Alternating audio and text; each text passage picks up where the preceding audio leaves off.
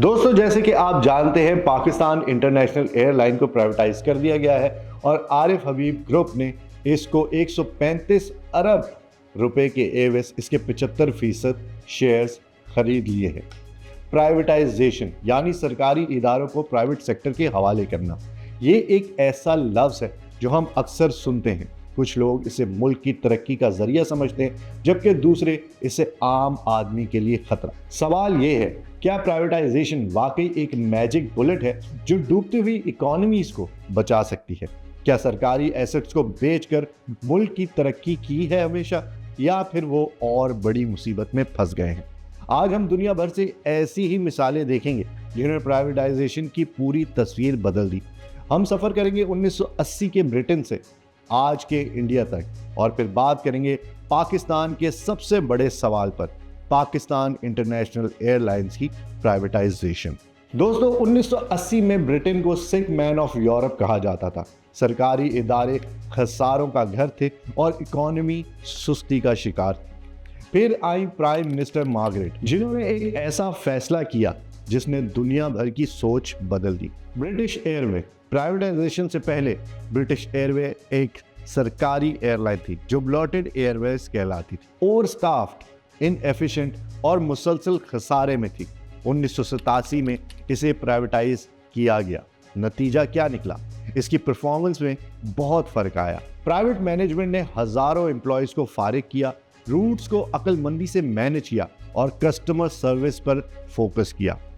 British airway the world favourite airline का slogan के साथ दुनिया की सबसे प्रॉफिटेबल एयरलाइन में से एक बन गई। इकोनॉमी पे क्या असर हुआ? हुकूमत को मिलने वाले अरबों पाउंड्स के अलावा सरकारी खजाने पर बोझ खत्म हो गया। इसने यूके में प्राइवेट इन्वेस्टमेंट के लिए दरवाजे खोल दिए। अब बात करते हैं ब्रिटिश टेलीकॉम की। उस वक्त फोन लगवाना एक ख्वाब था। लोगों को लाइन के लिए सालों इंतजार करना पड़ता था। 1984 में ब्रिटिश टेलीकॉम की प्राइवेटाइजेशन ने इसे बदल दिया। कंपटीशन आने से ना सिर्फ सर्विस बेहतर हुई, बल्कि टेक्नोलॉजी में भी इनकलाब आया। मोबाइल फोन्स और इंटरनेट का फैलाव इसी कंपटीशन का नतीजा था। कंज्यूमर्स को बेहतर सर्विस सस्ते दामों पर मिलने लगी। इसका इकोनॉमी पे भी गहरा असर हुआ। यूके की टेलीकॉम इंडस्ट्री दुनिया की सबसे एडवांस इंडस्ट्रीज में शामिल होने लगी, जिसने डिजिटल इकोनॉमी की बुनियाद रखी। यूके का तजर्बा हमें यह बताता है कि प्राइवेटाइजेशन सिर्फ एसेट्स को बचाना नहीं, बल्कि कंपटीशन, एफिशिएंसी और इनोवेशन को जन्म देना है। अब बात करते हैं हम इंडिया की। महाराजा की घर वापसी। एयर इंडिया, जिसे कभी महाराजा ऑफ द स्काईज कहा जाता था, JRD टाटा के दौर में शुरू हुई थी, लेकिन नेशनलाइजेशन के बाद ये एयरलाइन कर्ज और मिसमैनेजमेंट का शिकार हो गई। 2021 में इसका कमबैक हुआ, यानी कि टाटा ग्रुप ने इसे वापस खरीद लिया। ये सिर्फ एक बिजनेस डील नहीं थी, ये एक जज्बाती घर वापसी थी, यानी कि टाटा ग्रुप ने इसको वापस खरीद लिया था। अब इकोनॉमी की बात करें तो इंडियन हुकूमत के सर से एक बहुत बड़ा फाइनेंशियल बोझ उतर गया। टैक्स पेयर का पैसा जो हर साल एयर इंडिया को जिंदा रखने में लगता था, अब दूसरे प्रोजेक्ट्स पर खर्च हो सकता था। परफॉर्मेंस की बात करें तो टाटा ग्रुप ने आते ही बड़े फैसले किए। रिकॉर्ड एयरक्राफ्ट ऑर्डर, यानी कि 470 नए एयरबस और बोइंग जेट्स का रिकॉर्ड ब्रेकिंग ऑर्डर दिया गया, जो एविएशन हिस्ट्री की सबसे बड़ी डील्स में से एक है। अगर हम बात करें कि सर्विस की, तो कैबिन क्रू की ट्रेनिंग, इन फ्लाइट मील्स और कस्टमर सर्विस को मुकम्मल तौर पर तब्दील किया जा रहा था। ब्रांडिंग की बात करें तो एयरलाइन की ब्रांडिंग को दोबारा मजबूत किया गया ताकि वो एमिरेट्स और कतर एयरवेज जैसी एयरलाइन से मुकाबला कर सके। एयर इंडिया की कहानी बताती है कि एक सही विजन और इन्वेस्टमेंट के साथ एक डूबते हुए नेशनल एसेट को दोबारा एक ग्लोबल पावर हाउस बनाया जा सकता है। अब बात करते हैं दुनिया के उन चैंपियंस की जो एफिशिएंसी और पंक्चुअलिटी में सबसे आगे हैं, यानी जर्मनी और जापान की। प्राइवेटाइजेशन की दो और बेहतरीन मिसालें जर्मनी और जापान से हैं। जर्मनी ने अपने नेशनल चैंपियन यानी कि लुफ्थांसा को ग्लोबल मार्केट के लिए तैयार किया। इसे फेज आउट तरीके से प्राइवेटाइज किया गया। इससे मिलने वाले कैपिटल से लुफ्थांसा ने न सिर्फ अपने फ्लीट को मॉडर्नाइज किया, बल्कि स्विस, ऑस्ट्रियन एयरलाइंस और ब्रसेल्स एयरलाइन जैसी कंपनीज को खरीदकर यूरोप का सबसे बड़ा एयरलाइन ग्रुप बन गया। अब बात करते हैं हम जापान की, जिसको हम ये समझते हैं कि वहाँ पर हर चीज़ बिल्कुल वक्त पर होती है और बिल्कुल भी उसमें डिले नहीं होता।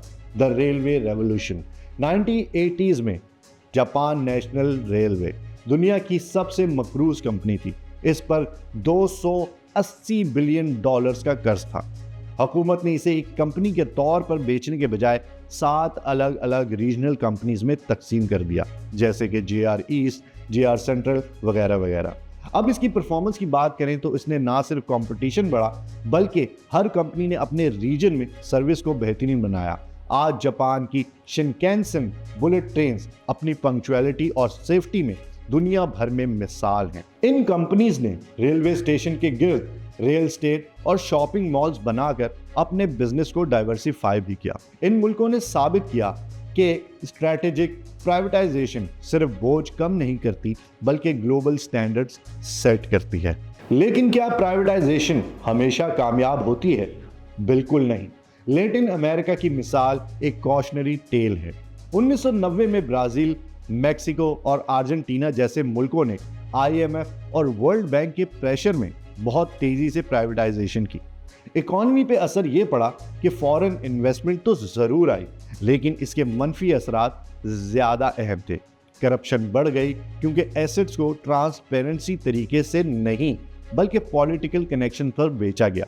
दौलत चंद हाथों में जमा हो गई, जिससे इनइक्वालिटी बढ़ गई। परफॉर्मेंस की बात करें तो कुछ कंपनीज ने बेहतरी दिखाई, लेकिन अक्सर पब्लिक यूटिलिटीज जैसे पानी और बिजली की कीमतें आम आदमी की पहुंच से बाहर हो गईं।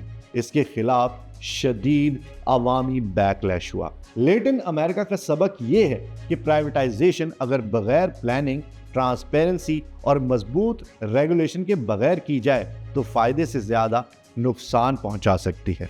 अब बात करते हैं हम PIA के नए सफर की, और अब आते हैं पाकिस्तान की तरफ। एक वक्त था जब PIA का स्लोगन था great people to fly with. इसने एमिरेट्स जैसी एयरलाइन को खड़ा करने में मदद की, लेकिन गुजरे कुछ अरसे में PIA मुसलसल खसारों, बढ़ते हुए कर्ज, पॉलिटिकल इंटरफेरेंस और ओवर स्टाफिंग की वजह से एक कौमी बोझ बन चुकी थी। इसके सालाना खसारे अरबों रुपयों तक जा पहुंचे थे। और फिर आया द बिग डिसीजन। दिसंबर 2025 में हुकूमत पाकिस्तान ने एक तारीखी फैसला किया। PIA के 75% शेयर्स प्राइवेट सेक्टर को 135 अरब रुपए के एवज फरोख्त कर दिए। अब इकोनॉमी पे इसका क्या असर पड़ेगा? फौरी तौर पर इससे हुकूमत का फाइनेंशियल बोझ कम हुआ। ये IMF के साथ किए गए रिफॉर्म्स का एक अहम हिस्सा है, जिसका मकसद मुल्क की इकोनॉमी को स्टेबलाइज करना है। टैक्स पेयर का पैसा अब सेहत और तालीम जैसे शोबों पर लगाया जा सकेगा। मुस्तकबिल की अगर हम बात करें तो अब उम्मीद की जा रही है कि प्राइवेट मैनेजमेंट वो कर दिखाएगी जो सरकारी इंतजामिया नहीं कर सकी। नई इन्वेस्टमेंट, एयरलाइन की फ्लीट्स में नए जहाज शामिल किए जाएंगे। सर्विस क्वालिटी की बात करें तो कस्टमर सर्विस को ग्लोबल स्टैंडर्ड के मुताबिक लाया जाएगा। और प्रॉफिटेबिलिटी की बात करें तो एयरलाइन को खसारों से निकालकर एक मुनाफा बख्श इदारा बनाया जाएगा। लेकिन यह सफर आसान नहीं। नई मैनेजमेंट को पुराने कर्ज, वर्कफोर्स के मसाइल और मिडिल ईस्ट की बड़ी एयरलाइन से सख्त मुकाबले जैसे चैलेंजेस का सामना करना होगा।